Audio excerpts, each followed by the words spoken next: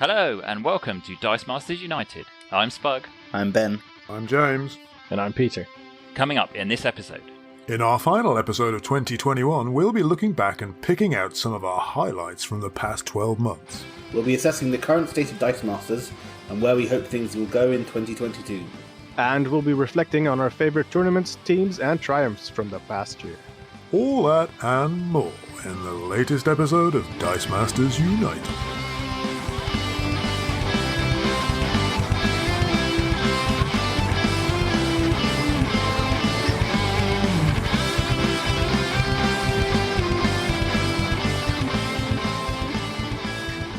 Yes, well, 2021 is almost in the books, and I can't believe we've come to the end of another year in Dice Masters. What is this? Is this year 7 now in Dice Masters? Was it 2014 the first one was, the game was first launched? Have I imagined that? 2022 is too many twos. that is going to be a challenge. Year, does it? Particularly when it gets to February, it's going to be a mess. But I imagine there'll be some number fans out there will be having a blast when it comes to that. But we thought we'd, in this last episode of 2021, we thought we'd have a look back on the things that have happened over the past year and remember some of the Dice Masters highs and maybe lows of the past 12 months. So guys, I mean, away from the Dice Masters front for a moment, how was 2021 for you generally, James? I had a burst appendix. Oh yeah, that was exciting. That was a low light for sure. No, I wouldn't go that far. It was an interesting. It was a fabulous time. Compared to the rest of the year, it was an interesting experience, and I really enjoyed the hospital food, and it gave me a new appreciation for life, which is a good thing, I think. Yes. And also I started eating a bit better, and I've been walking and stuff, which has led me to bird watching. I thought I'd get that in pretty early. Stars you mean to go on. And I saw a Ural owl. That was a highlight for me. Did you? You're all about the owls, are you, James? Is that... No. I knew there was a joke. I knew there was a joke in there. I was just like, trying to work out. It's the only owl I've ever seen, but it was. Really? I just sort of accidentally saw it. I was following this squirrel with my eyes up a tree, and then the squirrel stopped. And I moved. I just sort of looked to the left of the squirrel, and there was a freaking owl that I'd been looking for about 2 hours. It was awesome. That is good. Well, you definitely have a newfound appreciation, don't you, for the finer things of life now. I do, which is good. Happy to be alive. Of course, the burst appendix did actually kind of impact on the pod, didn't it? Because we had to cancel. We suddenly had to cancel when you vanished from circulation, and it's like, oh, wait a minute, we can't record this week because James is in hospital. So that was the end of that. But it's nice to know I'm indispensable. Yeah, we certainly are. Yeah, if not least for all your technical wizardry that you perform every 2 weeks. Peter, what about you? How was 2021? Uneventful. I don't know. It just feels like nothing happened. Mm-hmm. Yeah. I barely. That's probably because it didn't. Yeah. I don't think I played any board games except for my nephew. There were some online Dice Masters tournaments. That's it, gaming wise, and other social things. None of it happened. So no, and yeah, it's so weird. What about you, Ben? Have you got 2021? Does anybody look back on 2021 fondly? Not sure. I liked it. It was good. Yeah, I mean, I think me and James are a bit similar in the fact that we weren't invited to all these places that we had to go to. It was more of a boon than It was a relief, 100%. Yeah, I played a lot more board games, I think, than I've ever. I track all my board game plays. Yeah, this doesn't include Dice Masters, which would probably add another maybe 50 games, 100 games onto it. Easy. I played 433 games. Wow. So not bad. More than one a day. I know. Yeah, on average. Well, that was my challenge at the start of the year, one a day. As a result of that, of course, my board game collection has grown. I'd cut it down quite substantially, and now it's kind of sprawled out again. Yeah.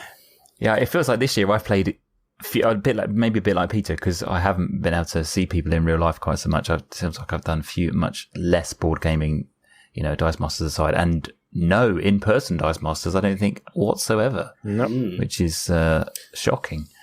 Over the course of the year, it's been all online stuff, tournaments and casual games and all that kind of stuff. So it's amazing, really, how the year has gone. But who wants to pick out some non-Dice Masters highlights of the year? I mean, obviously, James, the Eurolau must be pretty high up there for you. But it was awesome. Let's not forget the Sparrowhawk, which is not an uncommon bird, but it was a beautiful moment. No, let's not forget that. Any other non-Dice Masters highlights, James? No, I've had a nice chilled year. I've walked a lot, but I'm not one for highlights. Screw highlights. I just enjoy myself. All about the lowlights. The burst appendix, top of the list. I'm just like at one with nature on a sort of constant basis. Who needs highlights? Good. Oh, I'd like to hear that. Yeah, I'm very impressed, James. Peter, have you got anything to mention? No, not really. Oh my Good days, grief. what is happening? This is a great review of the year. Ben, save us. Please mention. Well, okay, I've got a few things to mention. Yes. The first half of Shang-Chi was really good. Oh, yeah. I'd agree with that. The bus fight was definitely probably the best cinematic experience bit, and then it kind of devolved into rubbishness. But the first bit was good. Then I've been to a few conventions. UKGE, for example, but I want to mention KCon, which is a small convention in Milton Keynes, where basically it's just playing board games, and we met some very nice people there and had a really good time, particularly playing Eric Lang, the designer of Dice Masters, his new game-ish, which is Ankh, which is like the Blood Rage sequel. We had a great game of that there. So I thought for a minute you were going to say that Eric Lang was in Milton Keynes. And it seems like it for a Lang knows in Milton Keynes. Yes. Is CakeOn spelled as in get your cake on? No. It's named after the lady. It's quite an interesting story. So this is the second one, I think. But last year, basically at the very beginning of lockdown, this woman wanted to have a birthday party, but all the venues cancelled. So she was just like, okay, let's get all my mates together and just have a big piss up and play some board games. I don't know if I can say that on the podcast. But anyway, I said it now. So then she kind of carried it on this year and obviously invited more people. So K is her name. Kay. K, Right. just no K. I think her name's Kelly, actually. Oh, okay. But yeah, very good. If you're ever in the Milton Keynes area. That's my favourite highlight. Nice. I like it. Well, I mean, it feels like I've got a few. Like running the London Marathon, that was pretty epic. Getting to the finish line. Show off there, yeah. Oh yeah, that was a good moment. And then just some other sporting things. My teams have done well this year. Brentford, my football team got promoted to the Premier League for the first time, and Harlequins, our rugby team, against all odds, won the Premiership this season in an amazing couple of weeks where they had these ridiculous games at the end of the season. So that was brilliant. England did well at the Euros as well. There you go. They did, I know. Yeah, they didn't quite manage to make it a hat trick by winning, but it was obviously Italy's year. Anybody else want to mention any good kind of geek moments? Ben, you've already had a couple. Probably James? One Division. Yes. We like that, don't we? Yes. I still think that's the highlight of the Disney Plus. Disney Plus. MCU offering so far. I think so. I like some of the what ifs. Again, I won't go into too many spoilers, but one character's reappearance in, I think, the episode, the Guardians of the Galaxy episode. I know what you're talking about. Yeah. I very much enjoyed that moment. Yeah. No, that was good. James, Peter, any geek moments to mention? Not unless it involves birds. Well, arguably. You're not playing any good legacy games this year. You must have played something. I've been struggling to finish Gloomhaven, to be honest. I'm looking forward to Season 0 of Pandemic, which we're going to start in January. Yeah, that'll be good. Mm-hmm. But that's not really a year in your review. That we'll have to put that in the 2022 review. All right, well, shall we move on to the year in Dice Masters and just kind of how do we assess, where the game is at really at the moment? Obviously, we've had, how long is it since the last release? It's at least a year. It's coming up for about 16 months, isn't it, for the people in America? Longer, obviously, for us in the UK and in mainland Europe. Shorter for us. Shorter. Sorry, excuse me. Yeah, shorter for us, but it will be longer. They'll all they'll get their Dark Phoenix, and we'll be sitting here going, "All right, okay." Yeah, probably. Well, let's hope not. So, what's our assessment of where the game is at right now? Stasis. Yeah. Pardon? Stasis. It's like stasis, suspended stasis. animation. It's in hibernation. I would have said that probably if you'd asked me 2 weeks ago, but I think there's a little bit of a cranking up, isn't there? They've released a few bits and bobs on the WizKids official Twitter page. Yeah. It looks like Dark Phoenix is going to make its way to us before Kryptonite Crisis. Yeah. And it looks like they're gearing up to release it, so yeah, that's good news. Yeah, it is. Because actually, I mean, we got to a point, didn't we, where, what was it, a few months ago, when WizKids kind of made the announcement about kind of putting everything back to, and Q1. everybody got, yeah, exactly, and everybody got pretty depressed, didn't they? But weirdly, it was at a point where people were starting to wonder whether anything was going to even happen. There was a lot of speculation that Dark Phoenix had been cancelled. WizKids wasn't saying anything publicly about anything, and there wasn't really much communication coming at all. So yeah, the game does feel like it's kind of been in hibernation because these kind of games do thrive and flourish on new products. But actually, I was thinking about this, and we mentioned this earlier in the show briefly. The fact that Dice Masters is becoming a pretty well enduring product, isn't it? If you think about it, I mean, some of the, like, I've played a couple of CCGs over the years. A Star Wars one back in the late 90s that basically lasted 4 years as an official product, and then there's a Lord of the Rings game that came after that, and that was even shorter lived, I think. So this is already clocking up year 7. Definitely speaks to kind of the novelty, and kind of it's very unique as a game. I mean, a lot of the CCGs, because they're all card focused, tend to kind of die, and because the IPs are so like intertwined with Game of Thrones was just Game of Thrones. It didn't have anywhere to expand outside of that. Yeah. Whereas this has lots of different IPs all mingled together, plus the dice thing. And it's just a really solid system. So yeah, hopefully this the new sets bring back renewed life, renewed player base. And yeah, more tournaments next year. Yeah. Peter, what's your thoughts on where the game's at right now? Yeah. It's, hopefully it'll start picking up soon. Get some signs of life from WizKids, so that's encouraging. And we'll see how it goes. I think 2022 is going to be a good year for Dice Masters. Yes, I like that.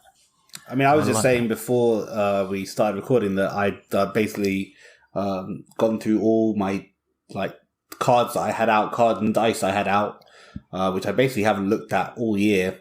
Yeah. I've just been building new teams and then putting them in a pile when I haven't used them anymore.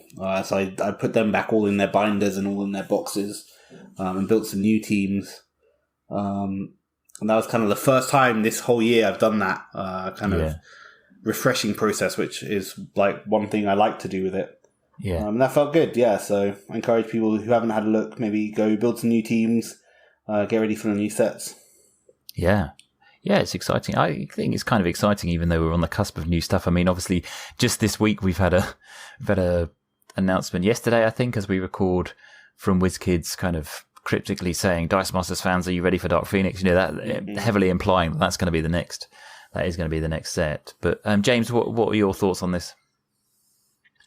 Oh yeah, it's poised. It's poised for a massive comeback. And at some point, I might actually tidy my desk up. I was just looking at the sort of scary piles and thinking, I haven't even put Infinity Gauntlet cards in the album the first time. Never mind putting them back. Oh, so I think it's time for that. But yes, yeah. You are a very naughty boy. It's given my wallet a nice break as well. Yes, so, that I'm is not true. complaining. Yeah, that is true. That would be good if I didn't spend it all on board games. Yeah, I'll just find a new thing to spend it on. Yeah, for sure. I mean, actually, if things end up coming out quite quickly in sort of early 2022, then it could end up being a fairly expensive time, couldn't it? Not least because it seems like there's quite a few very strong cards that are going to be super rares, which always. I'm still missing a super rare Thor if anyone has one. Oh. Proxies are always a thing. I know, but hopefully we'll do some in-person events. Can't do that in person. No, let's hope so. I very much doubt that I will, so that's just fine. I mean, you can send me yours then, Jane. Actually, we can't talk that all. Maybe. It feels like we should have a discussion about the meta, because I'm not sure. Given that we've had no product for the last year, I'm not sure if the meta has really changed a great deal. I mean, James, what do you think is the Premier team at the moment? Well, as you say, I correct me if I'm wrong, but I don't think anything has changed really since I made those Chronicle videos, which, by the way, I've put together on a web page. I may have mentioned it. Yes. And I extracted the sort of top teams, and they were, it was the top three, was it? It was Becky, Godcatcher, and Thor, and then a few more bubbling behind, like Green Lantern, Iceman, and a sort of Spider-Man, Iceman, those. Which all have videos. Yeah, sorry. Do you think that Thor is a tier 1 by itself? I do. Do you think it's not just a kind of... I think the thing with Thor is it works so well with that Godcatcher because it has a global. And that global is so strong you kind of put it on... Because Becky has the 2 announcers that you need to put on your team. Yeah. To go with the Becky. That kind of makes... You can start... That's a 3-card combo, right? That you have as itself. But Thor doesn't really need... I suppose you could use like a Psychic Maker with it. Yeah. Thor Lita for the win. Yeah, you wouldn't do that, would you? Because Lita's too slow, probably, for what you want to do with Thor. I'm still trying to do that. It's the only thing I am trying to do. But Thor Godcatcher works, and then even if you do like Becky Thor, that's fine as well, or whatever. Just have a win condition, then you have a spare card. Thor is the thing you reach for if you miss your rolls on turn 3. Maybe. No, but there's been some pure Thor teams. What's a pure Thor team then? Let's break it down. Well, I mean, you would need Clayface and Kree Captain. So you can buy Thor turn 2, and then just get swinging. And then the Collector Global. Yeah, Collector Global. And Thor. There you go. I think maybe the thing with Becky as well is the Becky and the Thor, their globals are so have so much utility that they are like. I was just thinking about a team. You could easily throw a Becky on there just to prep the Thor. You have no intention of buying the Becky. It's just Whereas Godcatcher has no utility outside of you want to do Godcatcher. Yeah, that's true. Yeah. Unless you want to use your opponent's tools against them. Because most of their tools are global based. So if you or basic action based. So if you just bring a random Godcatcher and someone shows up with a pure Godcatcher team, you can play that team with just the 1 card. Actually, that's why I quite like the 2-cost Godcatcher. Yeah, like the one that they attack. The defensive one. Yeah. If they attack with a 7 attack or more, then you get the 10/10 Godcatcher out. That's worked quite well. Yeah. But I think Thor, you see, I know that, we'll mention a little bit kind of individual tournaments over the past year. I mean, obviously, pretty much all of them are online only. But Dice Fight XL, James, if I remember correctly, was won by General Nemesis. Hello, Dana. Indeed. I know you'll be listening. And he played a Thor team. And obviously, the format of that was people were allowed to use 2 cards from the future, as it was and as it still is, Dark Phoenix expansion. So it was a bit of a kind of a future gazing tournament. And in that, Dana used the new Dark Phoenix because that gives you the global pay a bolt and KO whenever your character dies. The next die you purchase this turn costs 2 less. And the Mr. Sinister that just has another global pay 2 generic field a sidekick from a used pile, prep a sidekick from a used pile, which, that was a really popular that was a really popular global over the course of the event. So I think that shows that Thor is still very strong.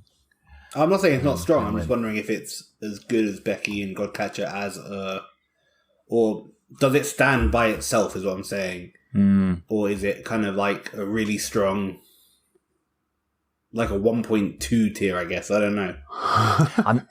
I'm not sure how well it stands against Becky as such. A pure Becky team would probably mash it. But then I think that's the kind of one of the nice things about the... No, in fact, well, that might say something about my playing, but I played Dana in the final of, well, what amounted to the final of that.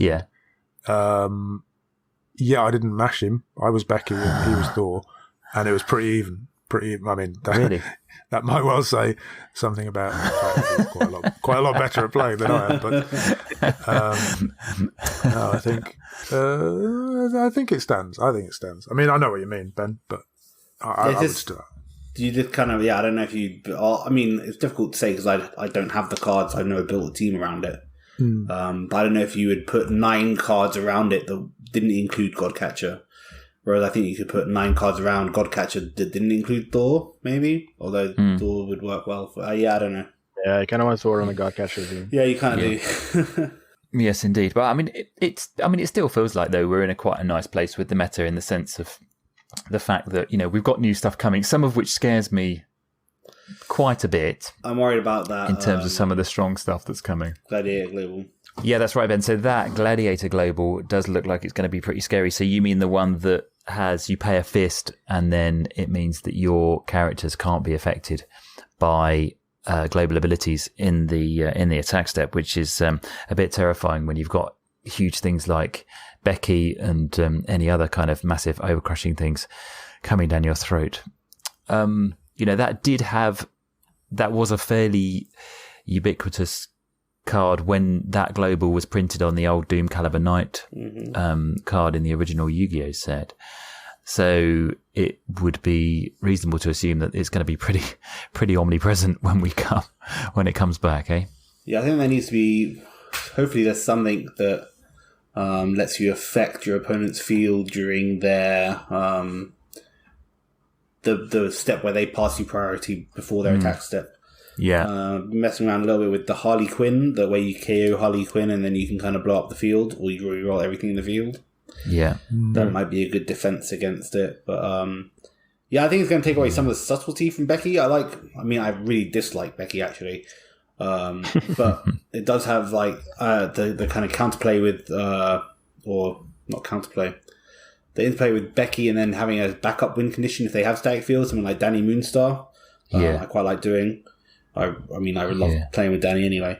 But yeah, the need for her will be much less. Do you think we might see a bit more Hope Rachel? Maybe somebody will manage to weaponize that. Because that would work, wouldn't it? And also, yes, there's the global on what's his name, Kang. Is it on Kang now? Yeah, the Mirror global, but it's a bit nerfed. But that would still work. That would work, but it's so. Yes. It's been amped up, hasn't it, now? Because it's 7. It's just a 4 damage. It's got to be 7. Is it 7 damage reduced to 4 or something? Yeah. And there's that weightlifter, powerlifter's physique, or what's his name? Yeah. Big E. I mean, again, not ideal if it gets rolled out. Haven't quite seen the splash that I thought it might, that Biggie. It might get a boost from that Doom Caliber Knight Gladiator Global. Possibly, yeah. Yeah, quite possibly. And of course, we've got Master Mold to look forward to. Is he? He's going to be a Dark Phoenix dude, isn't he? And I played him in our very own Dice Fight XL tournament when we were experimenting with Dark Phoenix cards and really enjoyed it. He was really good. So he's one of those ones that basically every time you field him, every time he gets KO'd, every time he attacks, every time he coughs, spits or farts, he creates a 5/5 token. So basically on one turn you can create 3 5/5 tokens if you field him, attack with him and then KO him. So he's, and that can get overwhelming pretty quickly if it keeps coming back. So I think that's going to be. But then he doesn't have the problem with Becky is it rolls out, right? So something like Biggie might see more play against if Master Mold becomes more of a thing because he counters Master Mold better than he counters Becky because Becky could reroll him out. Yeah, yeah, that's true. Yeah. No, I think it's a nice rock, paper, scissors kind of situation that I think we're kind of glad that we're here rather than the dark days of the Yuanti Pure Blood Super or whatever. And basically, if you didn't have that, you couldn't win. Yeah. So that's good. We touched a little bit on tournament stuff. What were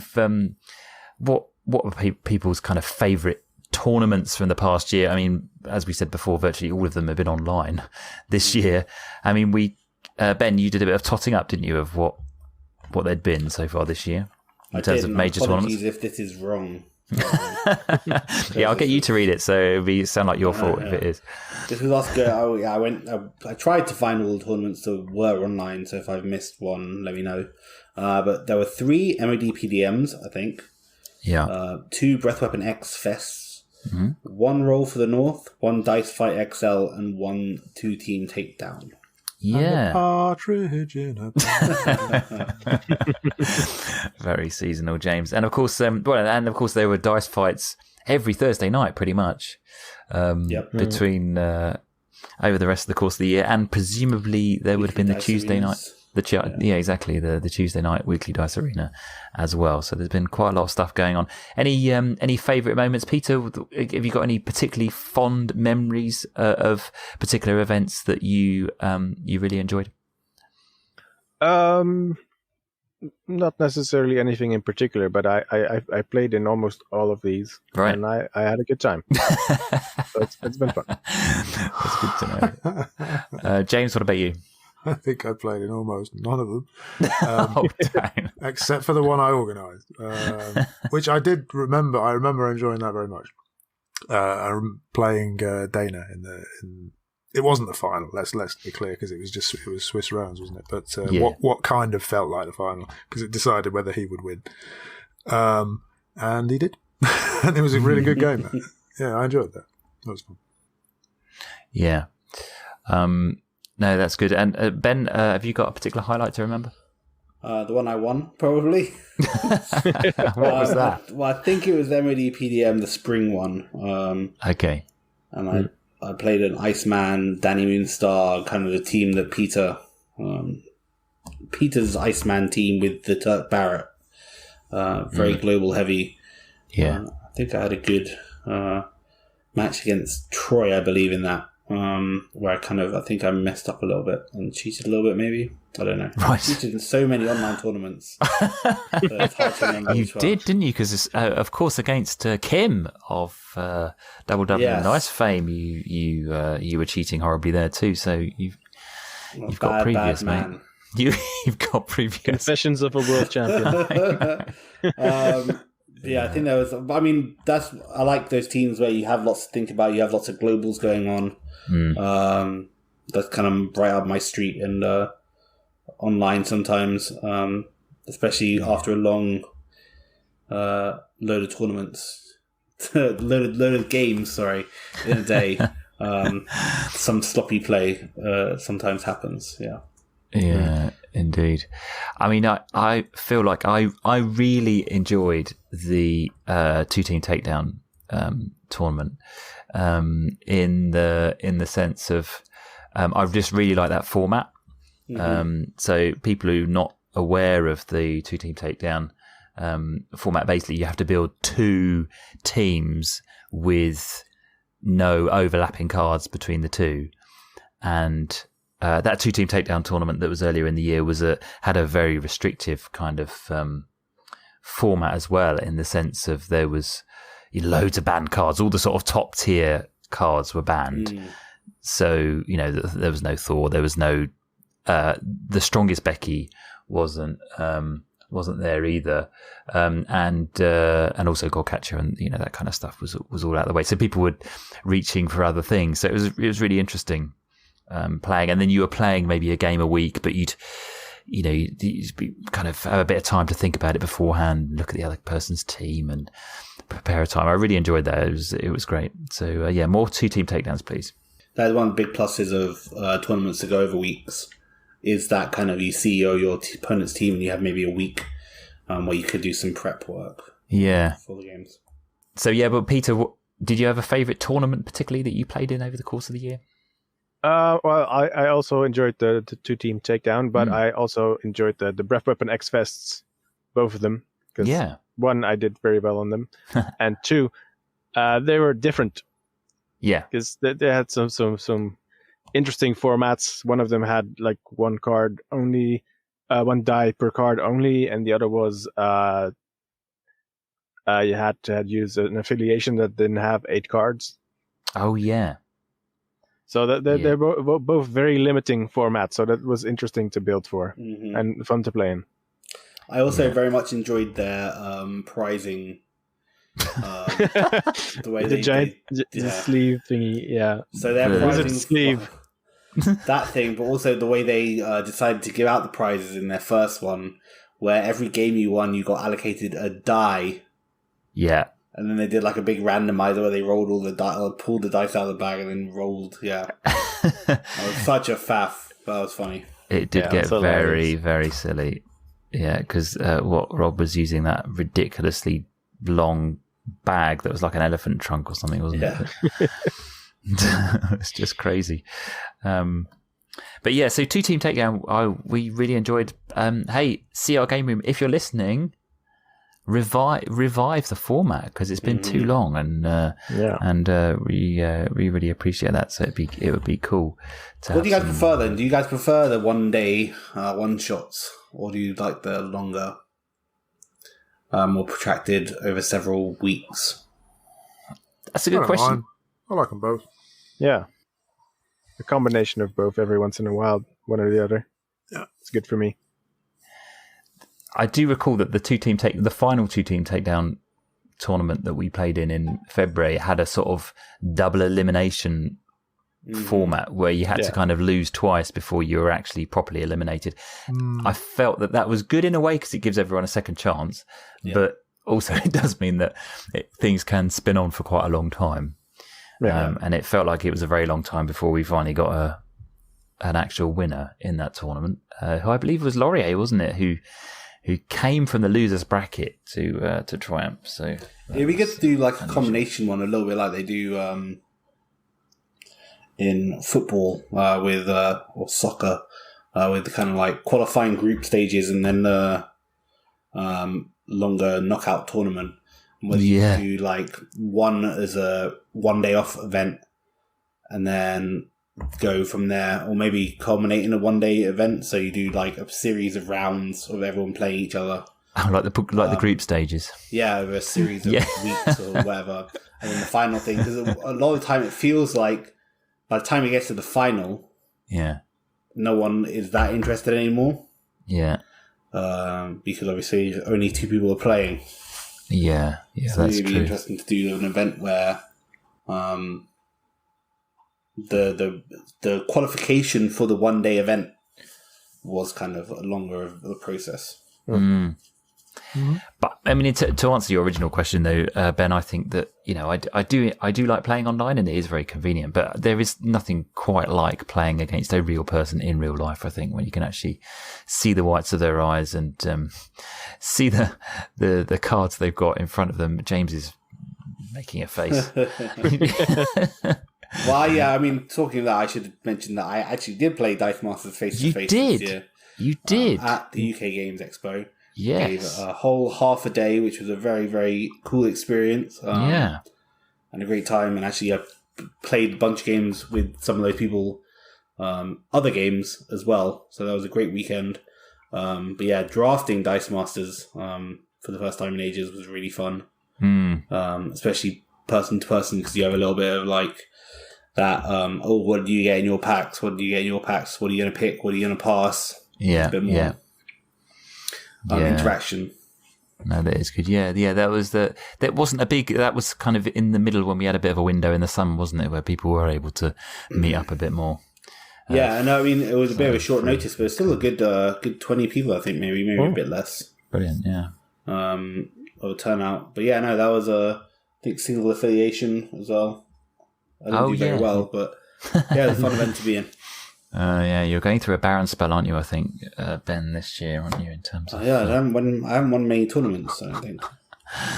Yeah, good job. There hasn't been a world champs this year, Still a world champion. Still a world champion. You can take my dignity, but you can't take that. What about favourite matches? Anybody got a favourite match? James, have you got a favourite match of the year that kind of stands out for you? Making you cry with Dr. Octopus. Oh, you had to bring that up. Yeah. For the record, there were no tears, actual tears shed. Yeah. But in public. But what did you do? Come on, what did you do? I think we didn't we agree to make some ridiculous combos, and I accidentally made something a bit more deadly than was really.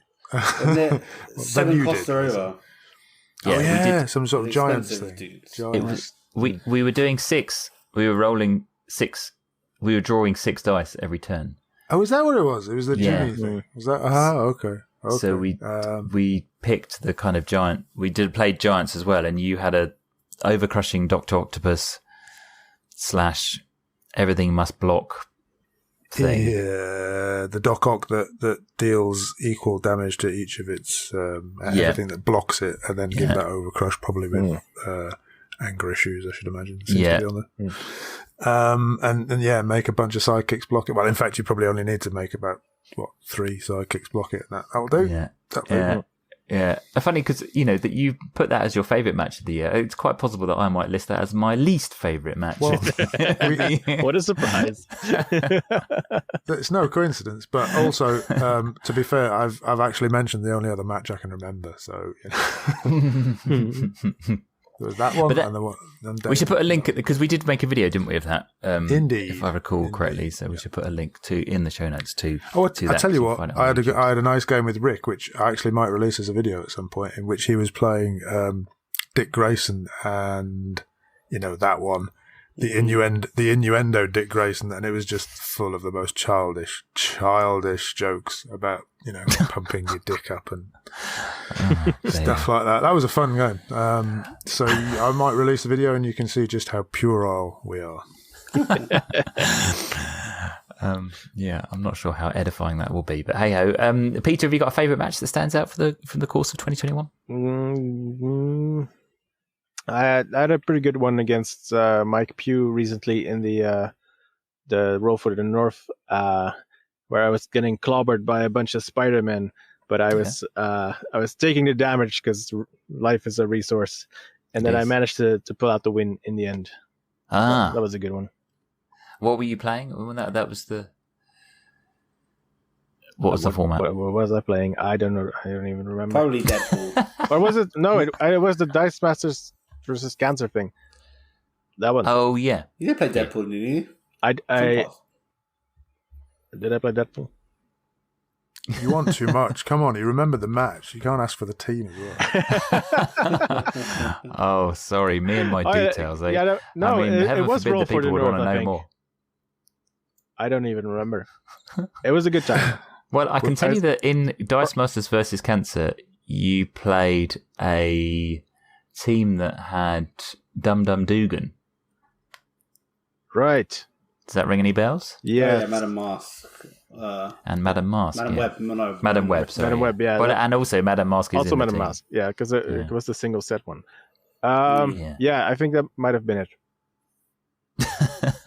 Good. Ben, what about you? Can you give us any more details on a particular match that you... I have a couple. Yeah. So, again, in the most recent Gaming vs. Cancer, I was meant to play against Troy, who I played a lot of times in quite big events.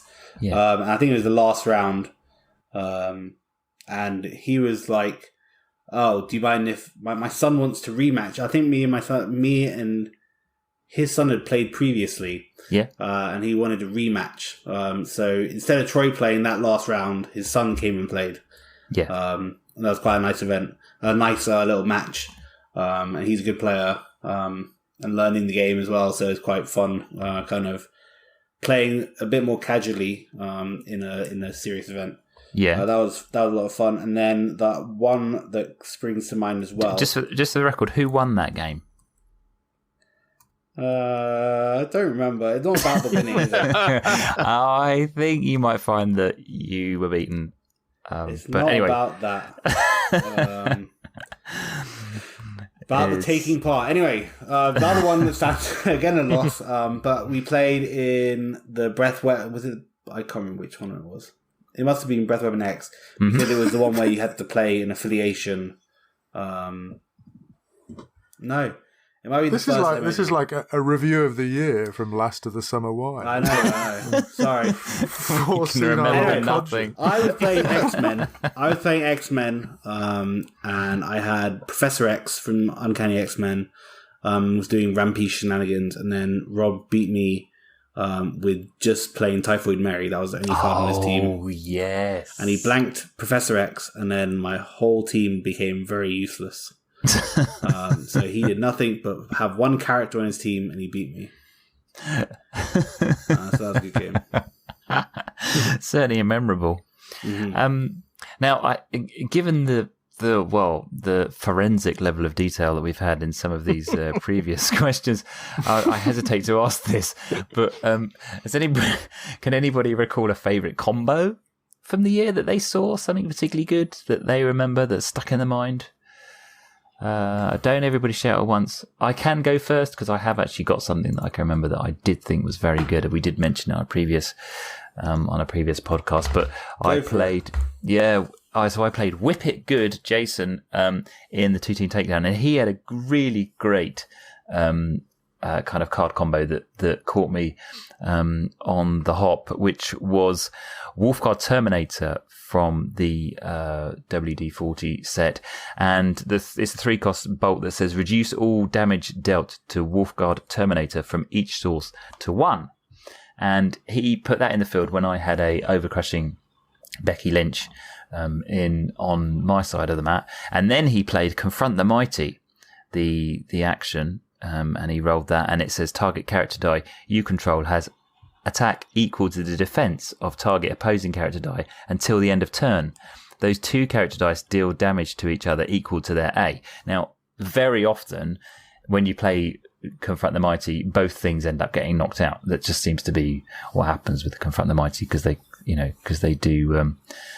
give each other a smack and then they're gone. But obviously with this one, Wolfguard Terminator, he chose my Becky, so then his Wolfguard Terminator suddenly had like a 7 attack, but his text says reduce all damage done from each source to 1, so he only took 1 damage, and he has at least 2 defense on each side, so Wolfguard Terminator, so he wasn't knocked out. And then not only was he not knocked out, but he had Becky's 7 attack for the rest of the turn. Nice. And his text also says Wolfguard Terminator cannot be blocked by fist or shield character dice. So not only has he got a huge attack, he also can't be blocked by half the energy types in the game. And it's just like a really cool combo. And it's interesting because that Wolfguard Terminator is obviously not the few of them that are good, and that's probably the lowest ranked one. Yeah.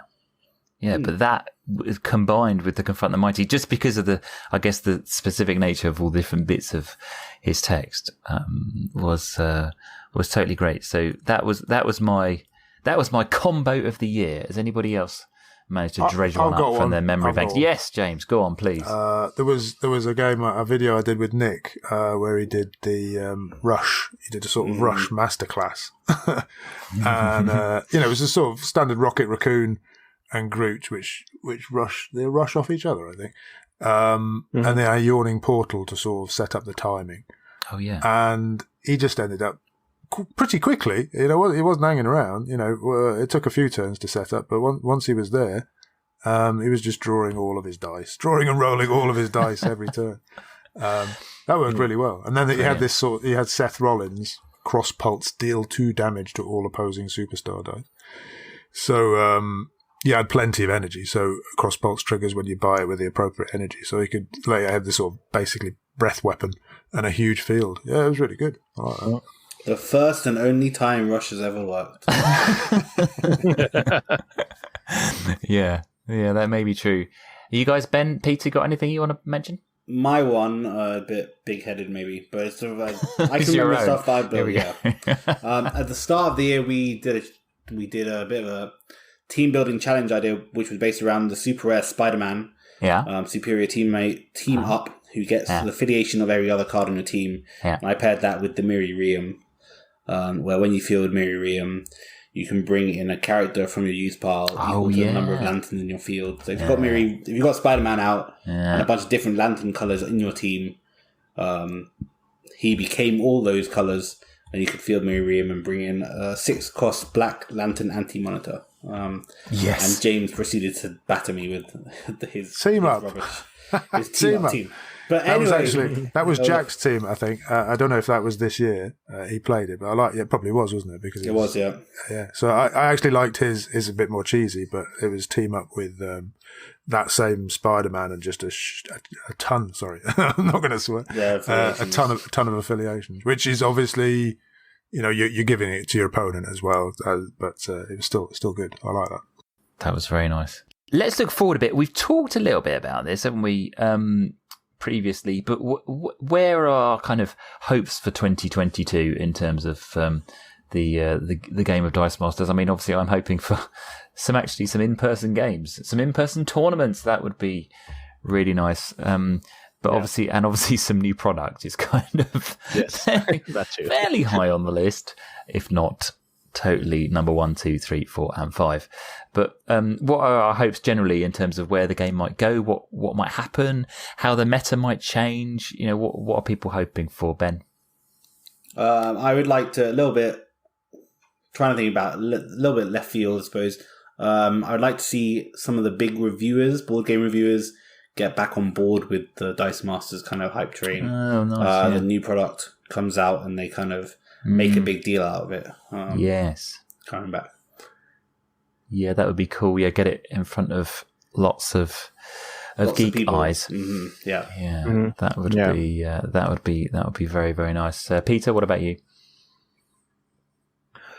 New products, in-person play, and some steady flow of new products as well throughout the year would be nice. So not just 2 sets and then nothing. Mm-hmm.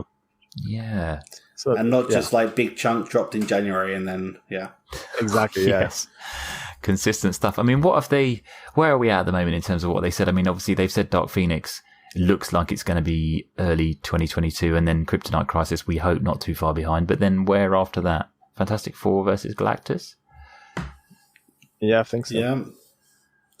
We're not sure about that anymore because of the single player. Yeah, I think they're dropping the single player probably on release and maybe try to develop that afterwards as a print and play. Yeah, we will see about that. James, what are your Christmas wishes for Dice Masters? I'd like to see some animal-based sets. Having embraced photographs in the WWE set, I see no reason.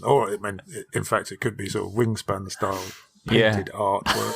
I think that would be very nice. A bird set, obviously, we could start with. Marsupial team pack. I'd like to see the sloth on a card. That would be my top wish, I think. Like a Wheel of Time Dice Masters. Very good. What did you say, Ben? A Wheel of Time Dice Masters. Oh, yeah. Now that would be interesting. Pokemon Dice Masters. That's never that would be a money spinner, yeah. But I suppose the Eternals and Shang-Chi and kind of like the new crop of people. Well, no, not that I love the Eternals, but no, some of those could have been cool characters on Dice Master cards. Definitely. Yeah. Yeah, there's definitely lots of interesting possibilities there. No, that would be good. And yeah, I guess everybody always hopes for new intellectual properties. I'm obviously James hoping for Birdmasters to Wingmasters. Wingmasters, yeah. That'd be good. Regular product, regular tournaments, in-person play. I think they're a big three, aren't they, really? Some cool new promos, preferably by Scotty Young. Yeah. That'd be cool. Yeah, no, that'd be good. All right, well, that is 2021. How was your 2021 from a Dice Masters perspective? What were your highs? What were your lows? Any particularly amazing moments that you want to tell the Dice Masters community about? Then you can get in touch by using the contact details at the end of the show, and we might read out your message in a future episode. Otherwise, we will move on to the final little segment. Okay, well, I think we've just got a little bit of housekeeping and AOB to round up. And I mean, we mentioned Dice Fight. James, the Thursday night event, what's coming up over the next couple of weeks?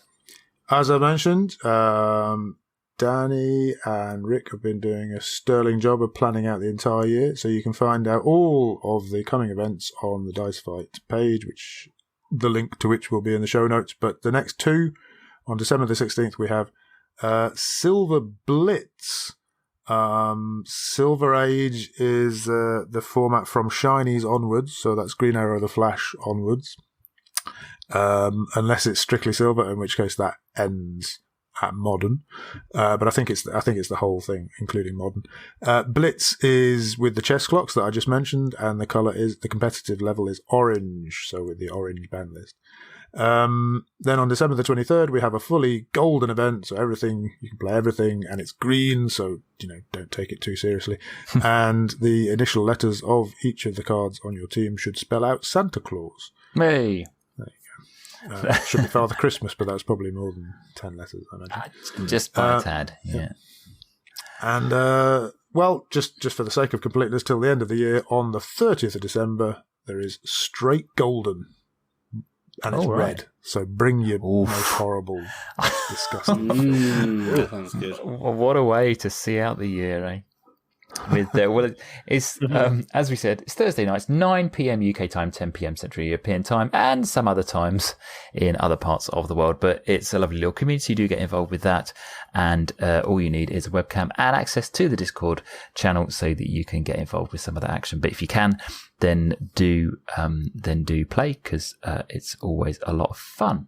And James, are you Did you want to mention anything on the video front? Because I know you wanted to just flag up some of the video stuff that you've done over the last year. I just wanted to do a quick overview of the year in video. If you haven't checked out the YouTube channel, I've obviously been a bit dormant of late, but I think I've got every excuse for that, given the stasis or static nature of the game.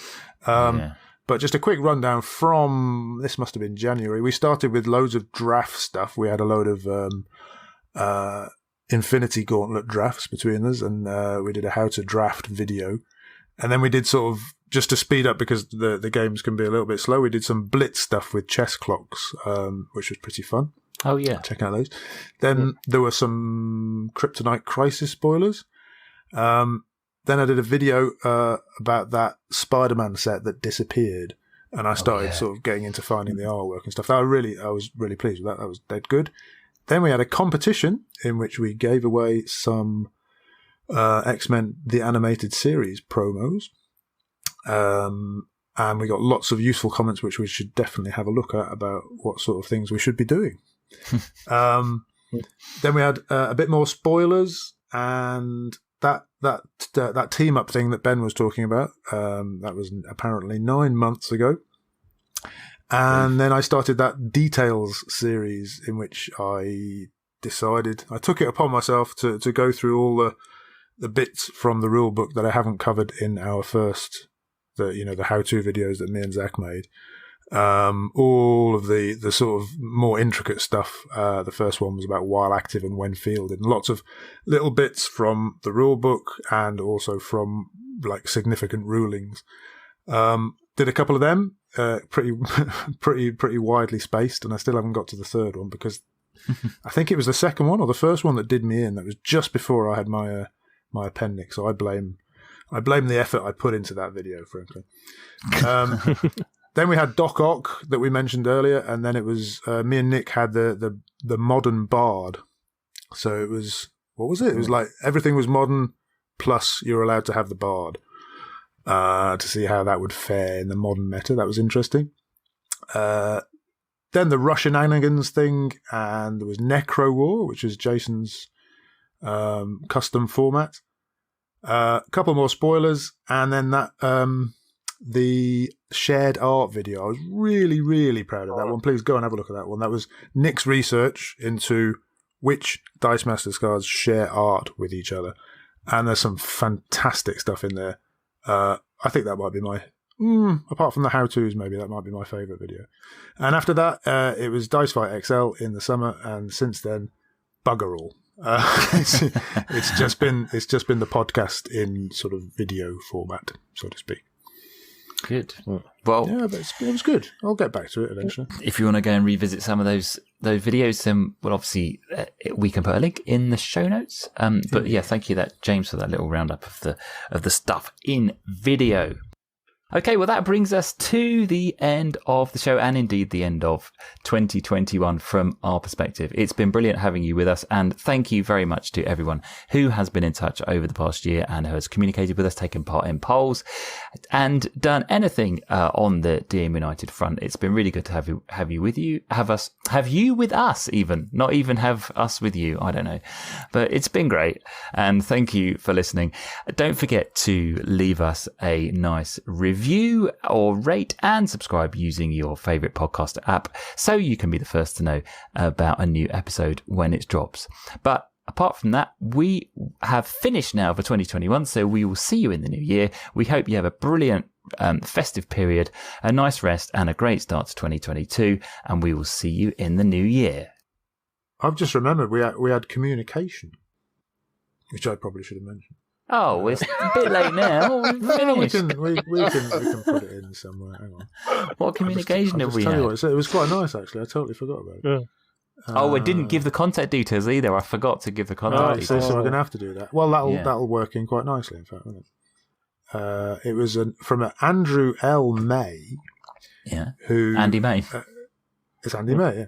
Yeah. Who's assistant vice president of something. Looks quite impressive.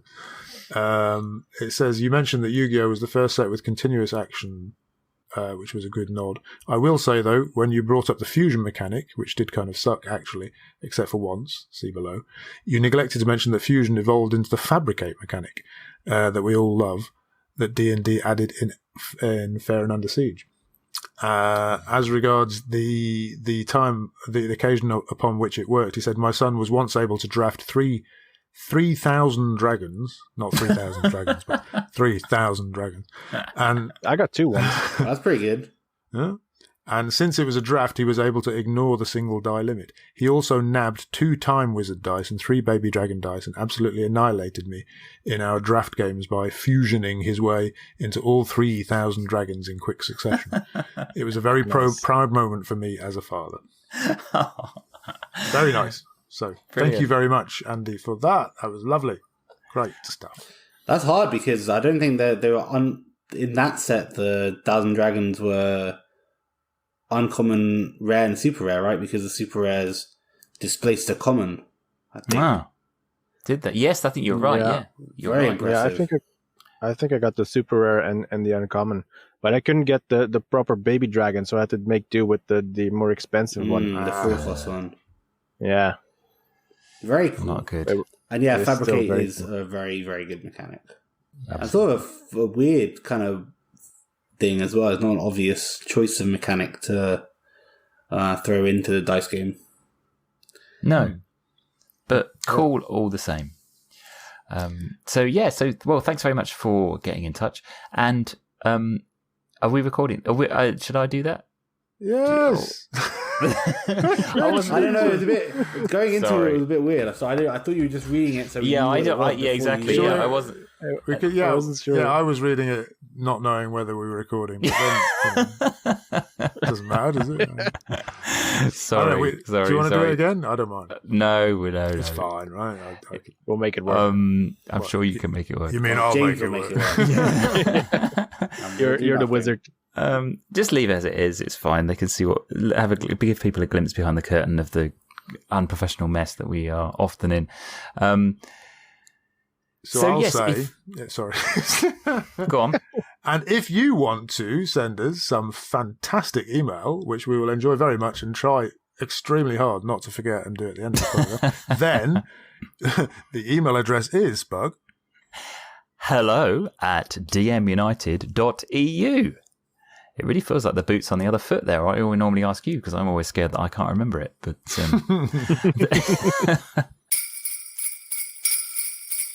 well, that is the end of our 2021 episode. We hope that you have a wonderful end to 2021 and that 2022 gets off to a great start.